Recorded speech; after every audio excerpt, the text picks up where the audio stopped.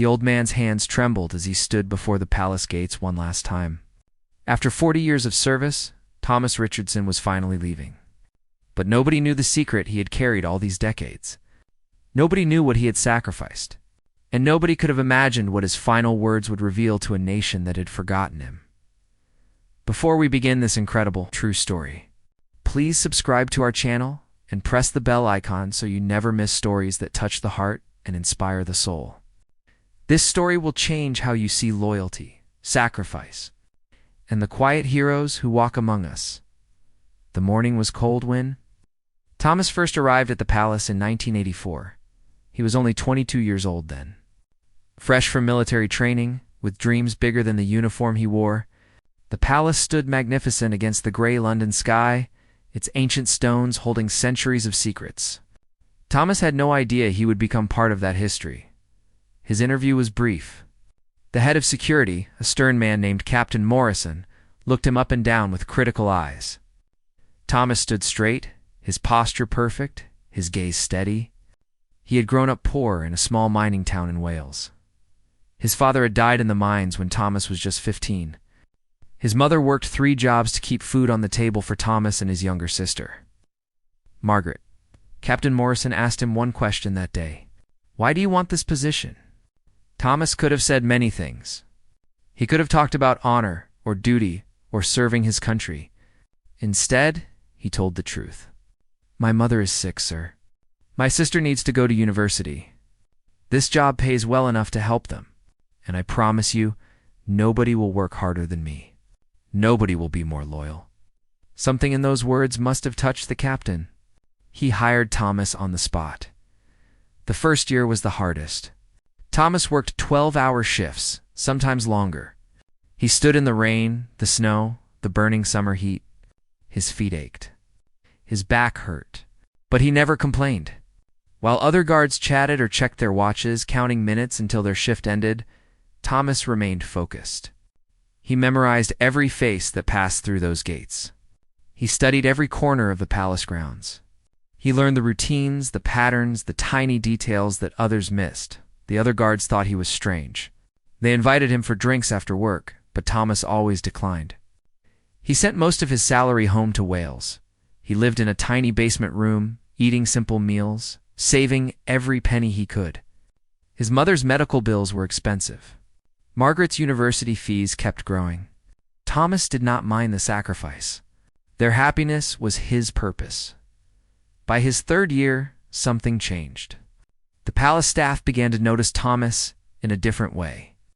He was not just another guard. He had prevented a security breach by spotting a suspicious package that everyone else had walked past. He had helped an elderly tourist who had collapsed near the gates, staying with her until the ambulance arrived, even though his shift had ended hours before. He had found a lost child and reunited her with her frantic parents. Captain Morrison called him into his office one winter afternoon. "You have something special, Richardson," he said. "You actually care?" Thomas did not know how to respond to that. Caring seemed like the most basic requirement for any job.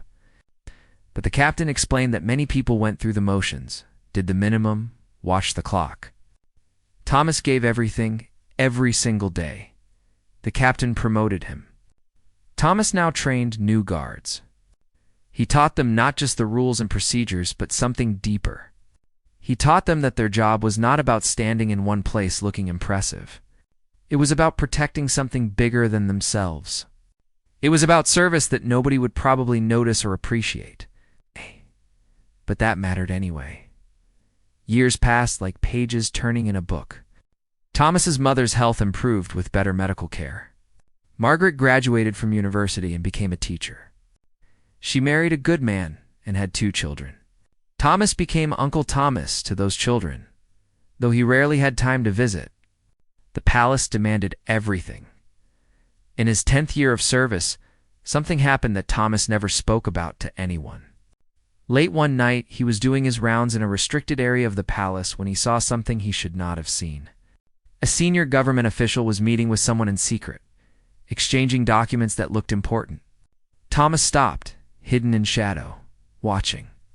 The official looked nervous, constantly checking over his shoulder. Thomas faced a choice in that moment. He could report what he saw and possibly create a scandal. He could confront the men directly. Or he could pretend he had seen nothing and walk away. He thought about his mother, his sister, his nephews. He thought about his small but stable life. And he thought about what was right. He stepped forward into the light. "Excuse me, gentlemen. This area is restricted after 10 in the evening." The official's face went pale. His companion tried to run, but Thomas was faster despite his age. Within minutes, security arrived. The documents turned out to be classified information being sold to a foreign power. Thomas had stopped an act of espionage without even knowing it. The next day, Thomas was commended in a private ceremony. No public announcement was made. No newspaper carried his name. That was how these things worked in the palace. Service was quiet. Heroism was secret. Thomas received a bonus that he immediately sent to his sister for his nephew's medical treatment. But something else happened that day that would change Thomas's life forever. A young woman had watched the ceremony from the doorway. She worked in the palace archives, organizing historical documents. Her name was Claire, and she had noticed Thomas for months, admiring his dedication from afar. After the ceremony, she approached him nervously. Claire stood before Thomas with a warm smile that made his heart skip in a way he had not experienced before. She held a small book in her hands, her fingers nervously tapping its cover. "That was very brave what you did," she said softly. "Most people would have looked the other way." Thomas felt his face grow warm. He was not used to compliments, especially from beautiful women with kind eyes. "I was just doing my job, Miss Claire," she corrected him. "And no, you were doing much more than your job? You were doing what was right, even when it might have cost you everything." They talked for only a few minutes that day, but it was enough. Thomas learned that Claire had lost her father when she was young, just as he had. She understood what it meant to grow up with holes in your shoes and hunger in your belly. She understood sacrifice. Over the following months, they would occasionally cross paths in the palace corridors. A smile here, a greeting there, sometimes a brief conversation about weather or work. Thomas looked forward to these moments more than he wanted to admit. He had spent so many years focused only on duty and family that he had forgotten. He was allowed to want something for himself. One spring evening, as cherry blossoms painted the palace gardens pink and white, Claire asked Thomas if he would like to have dinner with her. "Not at a fancy restaurant," she quickly added, seeing his hesitation. "Just a simple meal at a small cafe near her apartment." Thomas surprised himself by saying yes. That dinner changed everything. They talked for hours, their food growing cold as they shared stories about their lives, their dreams, their fears. Claire told him about her love for history, how every document she archived represented a real person who had lived, loved, and mattered. Thomas told her about Wales, about his mother's laugh, about his nephew's drawings that he kept folded in his wallet. "Why did you never marry?" Claire asked gently. "You must be, 32 now?" Thomas looked down at his hands, calloused from years of work. "I never felt I had the right. All my money goes home. I live in one room. What kind of life could I offer anyone?" Claire reached across the table and placed her hand over his. "Thomas, you are one of the richest men I have ever met. You just do not measure it in money." They married quietly 6 months later in a small ceremony. Margaret came from Wales with the boys. Thomas's mother was too ill to travel, but she sent a letter that made Thomas cry when he read it. She wrote that she had always worried Thomas would sacrifice his entire life for others and forget to live himself. Now, she could die in peace knowing he had found someone who saw his worth. Claire moved into Thomas's tiny basement room, and somehow, it felt like a palace. They were poor, but happy. Claire continued her work in the archives. Thomas continued his guard duties, but now he had something warm to come home to each night. Someone who understood him completely. 2 years into their marriage, Claire became pregnant. Thomas was terrified and overjoyed in equal measure. How would they afford a child? Where would they live? But Claire just laughed and told him they would figure it out the way people always do. Their daughter, Meh, was born on a rainy Tuesday morning. She was small and perfect, with Claire's eyes and Thomas's stubborn chin. When Thomas held her for the first time, he made a silent promise. He would give her everything he had never had. Education, security, choices. She would never have to sacrifice her dreams to survive. The palace gave Thomas a small raise when Emma was born. But it was not enough. He started working extra shifts, volunteering for every overtime opportunity. He worked nights, weekends, holidays. Other guards complained about the long hours, but Thomas welcomed them. Every extra pound went into savings for Emma's future. Claire worried about him. She saw the exhaustion in his eyes, the way his body moved slower each year. "Thomas, you are going to break yourself," she told him. "Emma needs her father healthy and present, not just financially secure." But Thomas could not help himself. He had grown up watching his mother work herself to exhaustion for him and Margaret. It was the only model of parenthood he knew. Love was sacrifice. Love was working until your body ached, so those you cared about could have better lives. When Emma was 4 years old, Claire discovered she was pregnant again, this time with twins. Thomas received the news with a mixture of panic and determination. 3 children. He would need to work even harder. He took on a second job doing security for private events on his days off. He barely slept. The twins, 2 boys named James and Daniel, arrived healthy and loud. Emma adored her little brothers, constantly trying to help feed them and change their nappies. The tiny basement room was bursting at the seams with cribs, toys, and laundry. Thomas and Claire barely had space to walk.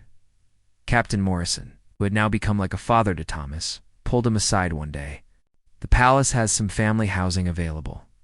Small apartments for staff with children. I have put your name forward." Thomas could have cried with relief.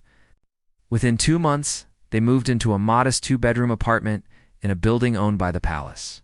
It was not luxurious, but to Thomas and Claire, it was everything. The children had space to play. There was a small kitchen where Claire could cook proper meals. They had windows that let in actual sunlight. Life settled into a busy but happy rhythm. Emma started school and proved to be brilliant, always reading books beyond her age level. The twins were wild and energetic, constantly getting into mischief. Claire returned to work part-time, and Thomas's mother moved in with Margaret in Wales, her health finally stable. Thomas continued his guard duties with the same dedication as always. He had been at the palace for 15 years now. He knew every stone, every door, every secret passage. He had served under 3 different prime ministers. He had seen royal weddings, state funerals, diplomatic crises, and quiet, ordinary days. But something was changing at the palace. New security measures were being implemented. Technology was replacing tradition. Younger guards were being hired, people who understood computers and surveillance systems better than the old ways of watching, listening, and knowing. Some of the older guards were being offered early retirement packages. Thomas heard the rumors and felt fear grip his heart. He was only 37, not old by normal standards, but in palace years, he was becoming one of the veterans. What would he do if they let him go? His entire adult life had been these gates, these walls. This duty Captain Morrison called him into the office one October afternoon. Thomas's stomach twisted as he sat down. Claire stood before Thomas with a warm smile that made his heart skip in a way he had not experienced before. She held a small book in her hands, her fingers nervously tapping its cover. "That was very brave what you did," she said softly. Most people would have looked the other way. Thomas felt his face grow warm. He was not used to compliments, especially from beautiful women with kind eyes. "I was just doing my job, miss." "Claire," she corrected him. "And no, you were doing much more than your job. You were doing what was right, even when it might have cost you everything." They talked for only a few minutes that day, but it was enough. Thomas learned that Claire had lost her father when she was young, just as he had. She understood what it meant to grow up with holes in your shoes and hunger in your belly. She understood sacrifice. Over the following months, they would occasionally cross paths in the palace corridors. A smile here, a greeting there, sometimes a brief conversation about weather or work. Thomas looked forward to these moments more than he wanted to admit. He had spent so many years focused only on duty and family that he had forgotten. He was allowed to want something for himself. One spring evening, As cherry blossoms painted the palace gardens pink and white, Claire asked Thomas if he would like to have dinner with her. Not at a fancy restaurant, she quickly added, seeing his hesitation. Just a simple meal at a small cafe near her apartment. Thomas surprised himself by saying yes. That dinner changed everything. They talked for hours, their food growing cold as they shared stories about their lives, their dreams, their fears. Claire told him about her love for history, how every document she archived represented a real person who had lived, loved, and mattered. Thomas told her about Wales, about his mother's laugh, about his nephew's drawings that he kept folded in his wallet. Claire asked gently. You must be, 32 now? Thomas looked down at his hands, calloused from years of work. I never felt I had the right. All my money goes home. I live in one room. What kind of life could I offer anyone? Claire reached across the table and placed her hand over his. Thomas, you are one of the richest men I have ever met. You just do not measure it in money. They married quietly 6 months later in a small ceremony. Margaret came from Wales with the boys. Thomas's mother was too ill to travel, but she sent a letter that made Thomas cry when he read it. She wrote that she had always worried Thomas would sacrifice his entire life for others and forget to live himself. Now she could die in peace, knowing he had found someone who saw his worth. Claire moved into Thomas's tiny basement room. Somehow it felt like a palace. They were poor but happy. Claire continued her work in the archives. Thomas continued his guard duties, but now he had something warm to come home to each night. Someone who understood him completely. 2 years into their marriage, Claire became pregnant. Thomas was terrified and overjoyed in equal measure. How would they afford a child? Where would they live? But Claire just laughed and told him they would figure it out, the way people always do. Their daughter, Emma, was born on a rainy Tuesday morning. She was small and perfect, with Claire's eyes and Thomas's stubborn chin. When Thomas held her for the first time, he made a silent promise. He would give her everything he had never had. Education, security, choices. She would never have to sacrifice her dreams to survive. The palace gave Thomas a small raise when Emma was born. But it was not enough. He started working extra shifts, volunteering for every overtime opportunity. He worked nights, weekends, holidays. Other guards complained about the long hours, but Thomas welcomed them. Every extra pound went into savings for Emma's future. Claire worried about him. She saw the exhaustion in his eyes, the way his body moved slower each year. Thomas, you are going to break yourself, she told him. Emma needs her father healthy and present, not just financially secure. But Thomas could not help himself.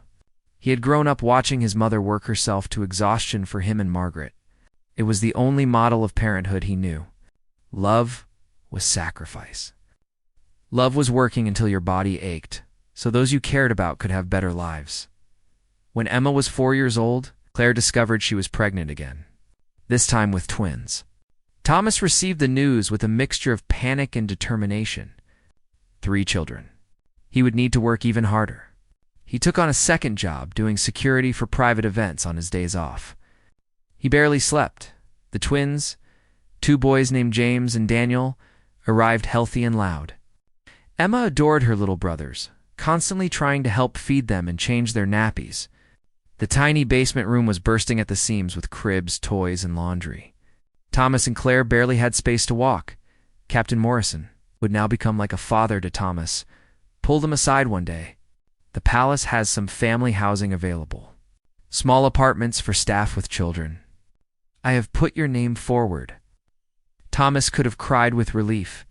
Within 2 months, they moved into a modest 2-bedroom apartment in a building owned by the palace. It was not luxurious, but to Thomas and Claire, it was everything. The children had space to play. There was a small kitchen where Claire could cook proper meals. They had windows that let in actual sunlight. Life settled into a busy but happy rhythm. Emma started school and proved to be brilliant, always reading books beyond her age level. The twins were wild and energetic, constantly getting into mischief. Claire returned to work part-time, and Thomas's mother moved in with Margaret in Wales. Her health finally stable, Thomas continued his guard duties with the same dedication as always. He had been at the palace for 15 years now. He knew every stone, every door, every secret passage. He had served under 3 different prime ministers. He had seen royal weddings, state funerals, diplomatic crises, and quiet, ordinary days. But something was changing at the palace. New security measures were being implemented. Technology was replacing tradition. Younger guards were being hired, people who understood computers and surveillance systems better than the old ways of watching, listening, and knowing. Some of the older guards were being offered early retirement packages. Thomas heard the rumors and felt fear grip his heart. He was only 37, not old by normal standards, but in palace years, he was becoming one of the veterans. What would he do if they let him go? His entire adult life had been these gates, these walls. This duty, Captain Morrison called him into the office one October afternoon. Thomas's stomach twisted as he sat down. Thomas's reputation within the palace had grown into something almost legendary. The younger guards called him the Professor because he seemed to know everything about palace security, history, and protocol. He did not particularly like the nickname, but he understood it came from respect rather than mockery. Emma graduated from Oxford with honors and immediately got a job at a prestigious publishing house in London. Thomas and Claire attended her graduation, sitting in the ancient ceremony hall and feeling overwhelmed with pride. Their daughter had broken the cycle of poverty that had defined both their childhoods.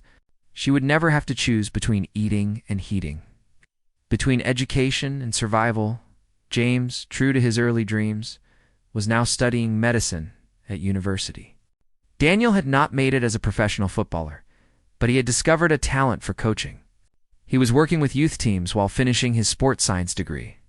Both twins visited home regularly, filling the apartment with noise and laughter and endless requests for Claire's cooking.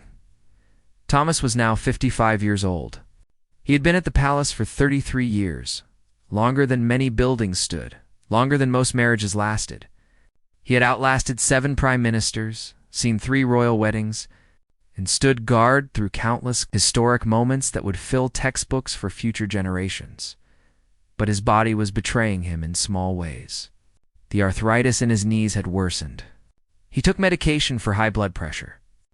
Some mornings, getting out of bed required a few extra minutes of careful movement. Claire watched him with worried eyes. "Thomas, maybe it is time to think about retirement," she said one evening as she rubbed his aching shoulders. "You have given them everything. You have earned your rest." "I am not ready," Thomas replied, though he was not sure if that was true or just pride talking. The palace had been his identity for so long. Who was Thomas Richardson? Without these gates, these walls, this duty? The palace was going through changes too. A new security director had been appointed, a woman named Sarah Chen, who came from a military intelligence background. She was brilliant, efficient, and determined to modernize everything. She respected Thomas and often sought his advice, but she was also clear that the old ways needed updating. "We are going to implement a mandatory retirement age," she announced at a security meeting. 62 years old, no exceptions. It is not about capability. It is about ensuring fresh perspectives and physical readiness for emergencies. Thomas did quick math in his head. He had 7 more years. It felt like both too much and not enough time. Those 7 years passed faster than any previous period of his life. Emma got married to a kind man named Peter, who worked as a teacher. They gave Thomas and Claire their first grandchild, a girl named Lucy. When Thomas held her for the first time, he felt the same overwhelming love and fear he had felt holding his own children. James finished medical school and began his residency at a London hospital. Daniel got hired as a youth football coach at a prestigious academy. Both boys moved into their own apartments, though they still came home for Sunday dinners whenever possible. Claire retired from the palace archives at 60. She had worked there for 40 years, just 2 years less than Thomas. They threw her a small party, and colleagues spoke about her kindness, her knowledge, and her dedication. Thomas listened with a lump in his throat, realizing they had both given most of their adult lives to this place. As Thomas approached his final year, he began to feel a strange mix of emotions. Relief that his body would finally get rest. Anxiety about what would fill his days. Sadness at leaving something that had been his entire identity. Pride in what he had accomplished. The journal Claire had given him years ago was now full. He had started a second one, then a third. He wrote about the changing world, about technology replacing tradition, about the young guards who were so different from him yet somehow the same in their eagerness to serve. He wrote about his fears too. What if retirement meant irrelevance?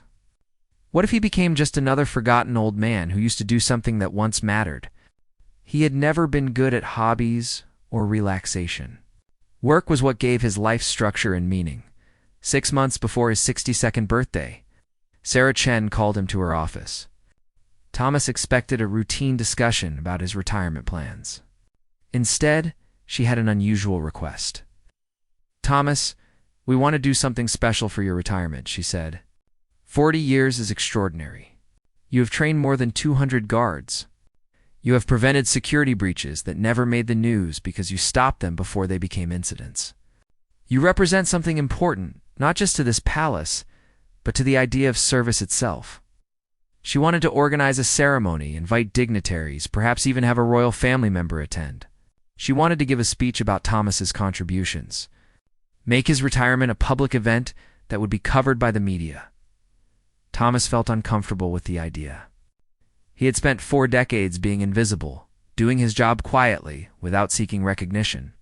The thought of cameras and speeches and attention made him want to refuse. But Sarah was persistent. "Thomas, you once told a young recruit that our job is about protecting something bigger than ourselves.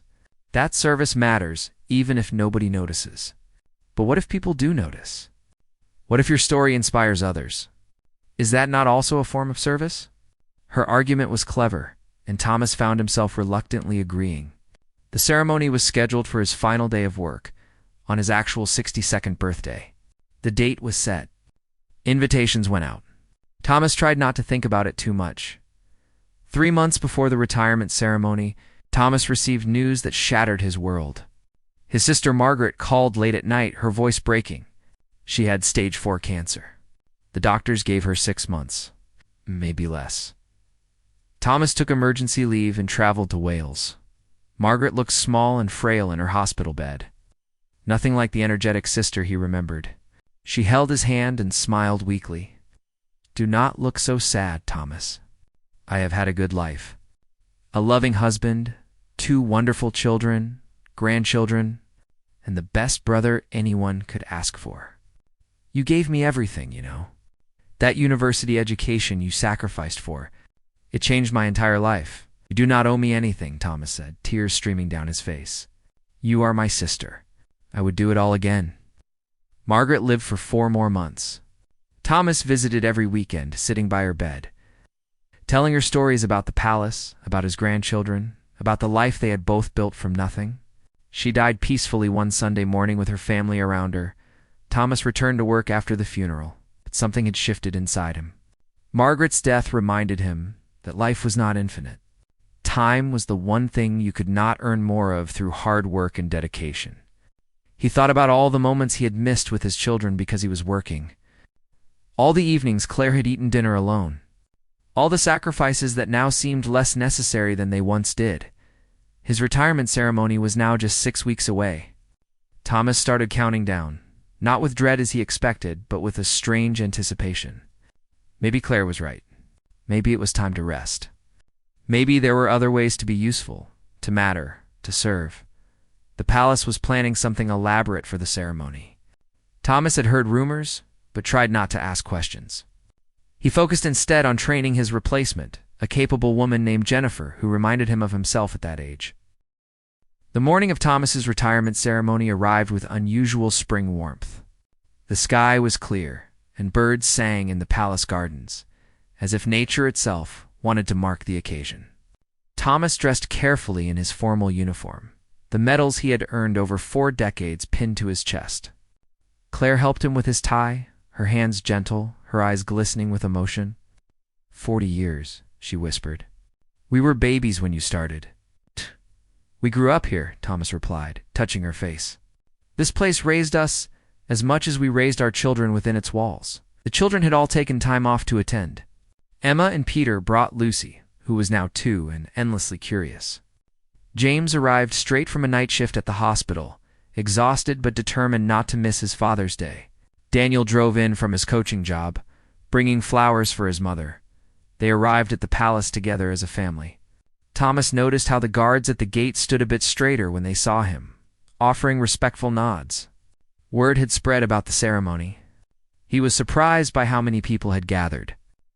Not just palace staff, but guards he had trained years ago, who had moved on to other positions. People from various departments, even some he did not immediately recognize. Sarah Chen met them at the entrance. Looking elegant in her formal uniform, "Thomas, we have quite a crowd. Are you ready for this?" Thomas felt nervous in a way he had not experienced in decades.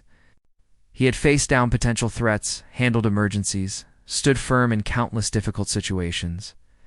But being the center of attention felt unnatural and uncomfortable. "I suppose I have to be," he said with a small smile. The ceremony was held in one of the palace's historic rooms, a space usually reserved for state functions. Chairs had been arranged in neat rows, and every seat was filled. Thomas estimated at least 300 people present. His heart pounded as he walked to the front with Claire beside him, their children following. Sarah Chen began with a speech about service, duty, and the changing nature of security work. She spoke about how technology had transformed their profession, but how human qualities like dedication, observation, and integrity remained irreplaceable. Then she began talking specifically about Thomas. Thomas Richardson started working at this palace 40 years ago today. He was 22 years old, from a small mining town in Wales, with no connections and no special advantages. What he had was character. And for 4 decades, that character has defined not just his work, but has shaped the culture of our entire security division. She detailed his achievements: the spy he had caught, the emergencies he had handled, the more than 200 guards he had trained, many of whom now held senior positions throughout the security services, the perfect attendance record, the countless overtime hours volunteered, the respect he had earned from everyone who worked with him. But numbers and achievements do not capture who Thomas Richardson really is, Sarah continued. Ask anyone who worked with him and they will tell you the same things. He noticed people. He remembered their names, their families, their struggles. He helped younger guards not just with training but with personal problems. He lent money to colleagues in crisis. He covered shifts for people dealing with emergencies. He did these things quietly, never seeking recognition. Thomas felt his face grow warm. He had not realized people had noticed those small gestures. They had just seemed like the right things to do. Sarah then invited several people to speak. David, the young recruit Thomas had mentored decades ago, now a senior administrator, spoke about how Thomas had believed in him when no one else did. A woman named Patricia, who had worked in the palace kitchens, told a story about how Thomas had helped her son get into a training program when the boy was heading down a bad path. A guard named Michael described how Thomas had stayed with him through a panic attack during his first week, never judging, just supporting. Story after story revealed a side of Thomas's life he had not fully appreciated himself. The small kindnesses had accumulated into something larger. He had touched more lives than he realized. Then Claire was invited to speak. She stood gracefully, and Thomas was struck again by how beautiful she still was. Her hair was white now, her face lined. But her eyes held the same warmth that had captured his heart 37 years ago. "I met Thomas when he had been at the palace for 10 years, Claire began. He was already a legend among the staff, though he would hate me saying that. People told me he was the hardest working guard they had ever seen, that he never complained, never cut corners, never did less than his absolute best." She paused, looking directly at Thomas. What they did not tell me was why. They did not know that Thomas sent most of his salary to Wales to support his sick mother and his sister's education. They did not know that he lived in one room and ate simple meals to save money. They did not know that when his father died in the mines, young Thomas had promised himself that he would break the cycle of poverty through sheer determination and work. Tears were now flowing freely down Thomas's face. Claire continued, her voice steady despite her own tears. Thomas gave me 3 beautiful children and 40 years of love, but he also gave me an example of what it means to live with purpose. He showed me that ordinary work done extraordinarily well is its own form of greatness, that you do not need a spotlight to matter, that showing up every day and doing your best is a radical act in a world that often settles for less. She sat down, and Emma immediately went to her, embracing her mother. The room was silent except for the sound of people quietly crying. Sarah Chen took the microphone again. "We have one more surprise for Thomas. We tracked down someone very special who wanted to be here today." An elderly man in a wheelchair was brought to the front. Thomas's breath caught in his throat. It was Captain Morrison, now 91 years old, frail but with eyes still sharp and knowing. "Thomas," the old captain said, his voice weak but clear, "I hired you 40 years ago because you told me the truth about why you wanted the job. You did not pretend it was about glory or honor. You said it was about taking care of your family, and you promised to work harder than anyone else. You kept that promise. But you became something more. You became the best of us." The captain struggled to stand, and Thomas rushed forward to help him. The old man gripped Thomas's shoulders with surprising strength. "I am proud to have been your captain. But more than that, I am proud to have known you as a man. Thank you for your service. Thank you for your example. Thank you for showing us all what dedication really means." The room erupted in applause. People stood, clapping and cheering. Thomas helped Captain Morrison back into his wheelchair, overwhelmed by emotion. He had not expected this. Any of this. Sarah Chen presented Thomas with several gifts. A ceremonial sword engraved with his years of service, a plaque listing his achievements, a leather-bound book containing letters from people he had worked with over the decades, sharing their memories and gratitude, and finally, a small pension bonus, a thank you from the palace for his extraordinary service. Then Sarah Chen said something that made Thomas's heart skip. And now, Thomas has agreed to say a few words. After 40 years of quiet service, we finally get to hear what he has to say. Thomas had not prepared a speech. He had assumed he would just thank everyone and sit down. But as he stood before this crowd of people, many of whom had shaped his life in ways both large and small, words began forming in his mind. Words he had never spoken aloud, but had carried in his heart for decades. He cleared his throat, and the room fell completely silent. "I am not good at speeches," Thomas began, his voice rough with emotion. "I am better at standing quietly and watching. But today, I want to tell you something I have never told anyone except my wife." He paused, gathering his thoughts.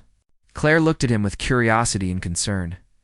"When I came to this palace 40 years ago, I was running away from something.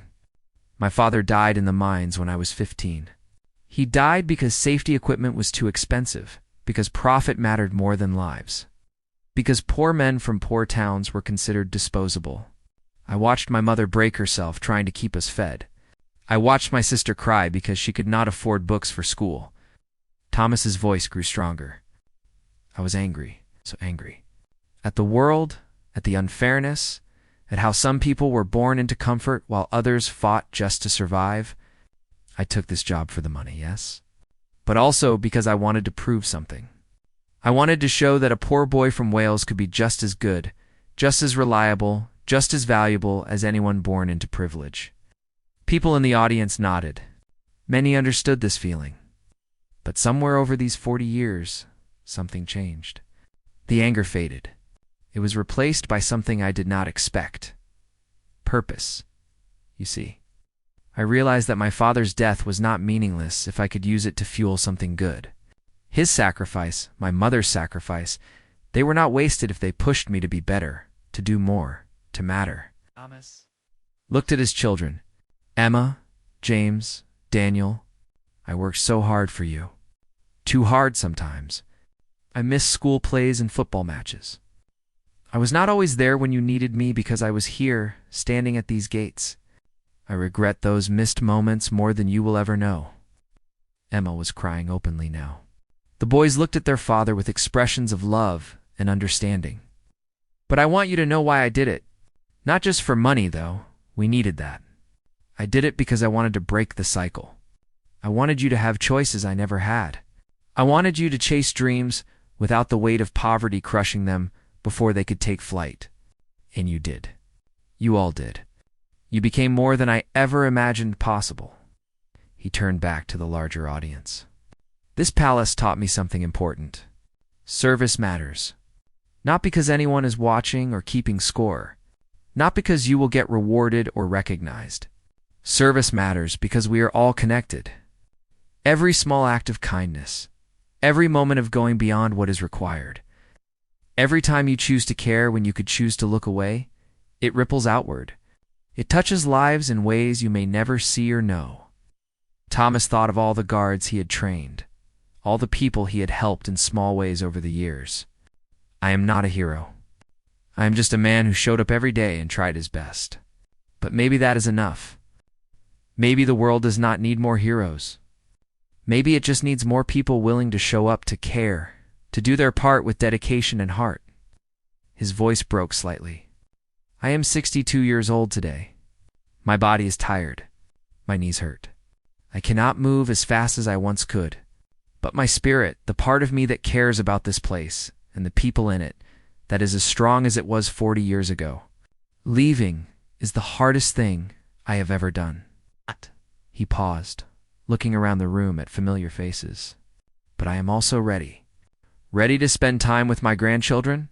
Ready to take walks with my wife without rushing to the next shift. Ready to discover who Thomas Richardson is when he is not standing guard." Thomas reached into his pocket and pulled out something small. It was his father's old pocket watch, dented and worn, the only thing he had kept from his childhood. "My father carried this watch into the mines every day. It stopped working the day he died, frozen at the exact moment of the collapse.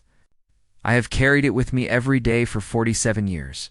It reminded me why I worked so hard, why I never gave up, why I could not let myself fail." He held it up so people could see. "Today, I am leaving this watch here at the palace. I am donating it to the archives, where Claire once worked. Not because I want to forget my father or where I came from, but because it is time to stop living in that frozen moment. Time to let go of the anger and pain that fueled me for so long. Time to live in gratitude instead of grief." The symbolism was not lost on anyone. Claire was openly sobbing now. Even Sarah Chen had tears streaming down her face. "To everyone I trained, everyone I worked with, everyone who showed me kindness over these 40 years, thank you. You gave meaning to my life. You made the hard days bearable and the good days beautiful. This palace is not just a building. It is the people who serve it with honor and dedication. I am proud beyond words to have been one of those people." Thomas's voice dropped to almost a whisper, but in the silent room everyone heard him clearly.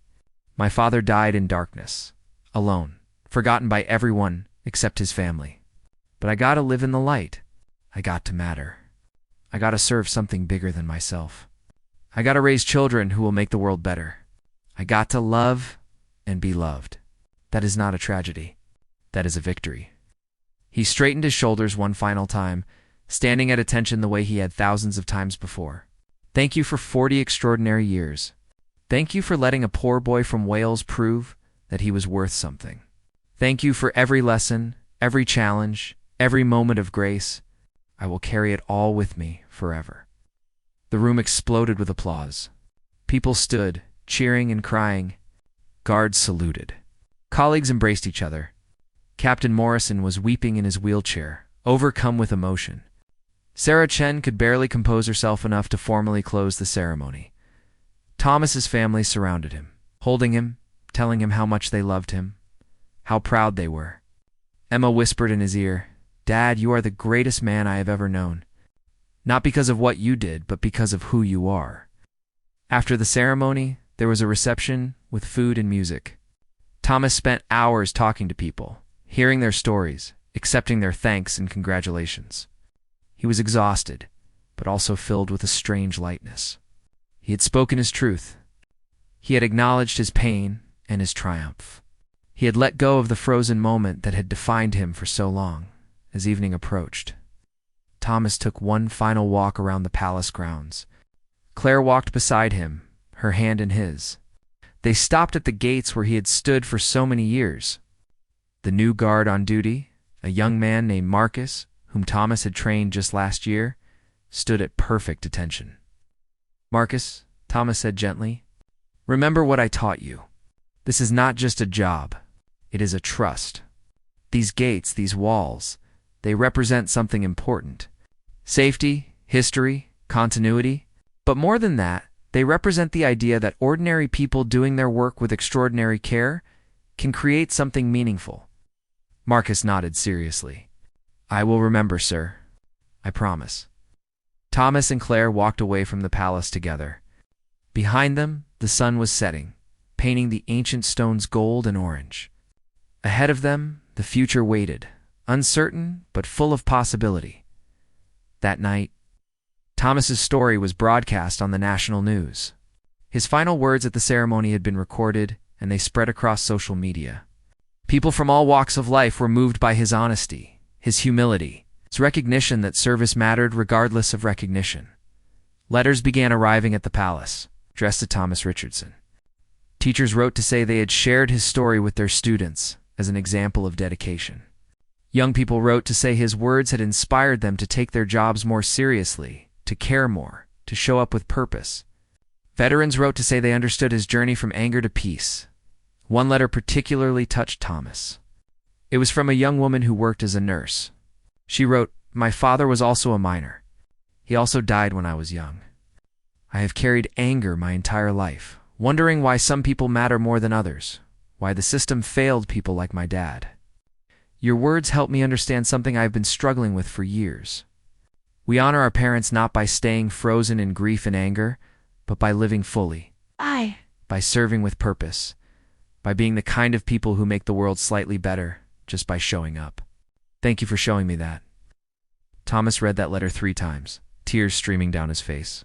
His story, his pain, his journey had helped someone else find peace. That felt like the greatest achievement of his entire 40-year career. The weeks after retirement were strange at first. Thomas woke up at his usual time, his body clock still set to 4 decades of early shifts. But instead of putting on his uniform, he made breakfast for Claire. They went for long walks in parks he had never had time to visit. He played with his granddaughter Lucy, teaching her to count and laughing at her endless questions. He volunteered at a local community center, teaching self-defense and awareness classes to young people. He used his security expertise to help small businesses improve their safety measures. He wrote more in his journals, now focusing not on what had been, but on what still could be. Most importantly, he was present. Present for family dinners. Present for his grandson's first steps. Present for the small, ordinary moments that make up a life. The moments he had missed for so many years because he was always working, always providing, always sacrificing. 6 months after his retirement, Thomas received an invitation that surprised him. The palace wanted him to return, not as a guard, but as a consultant. They wanted him to develop a training program that would teach not just security procedures, but the deeper values of service, dedication, and caring that he embodied. Thomas accepted. Once a week, he returned to the palace and spent time with new recruits. He did not lecture them.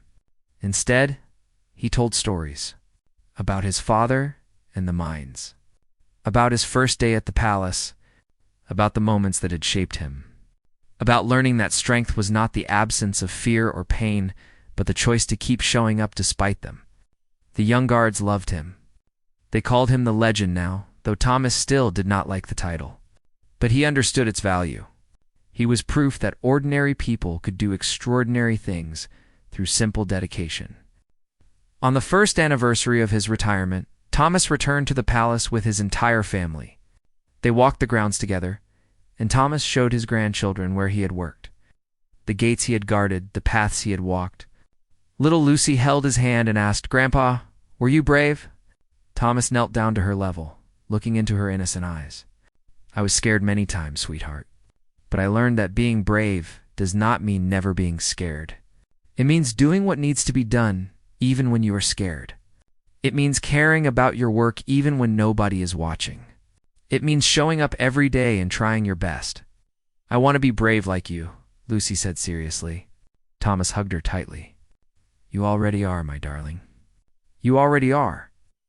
As they left the palace that day, Thomas looked back one final time at the gates that had defined his life for 40 years. He felt no regret, no sadness, only gratitude. Gratitude for the journey, the lessons, the people, the purpose. Gratitude that a poor boy from a mining town had been given the chance to matter, to serve, to build something meaningful from grief and determination.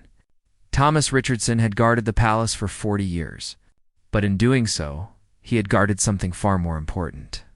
He had guarded the idea that how we do our work matters, that dedication and care are their own rewards, that ordinary service, performed with extraordinary heart, can change not just our own lives, but ripple outward to touch countless others.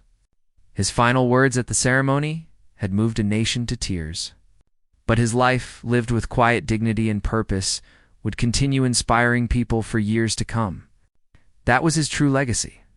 Not the medals or recognition, but the example of a life well lived in service to something greater than himself. And in the end, that was more than enough. It was everything.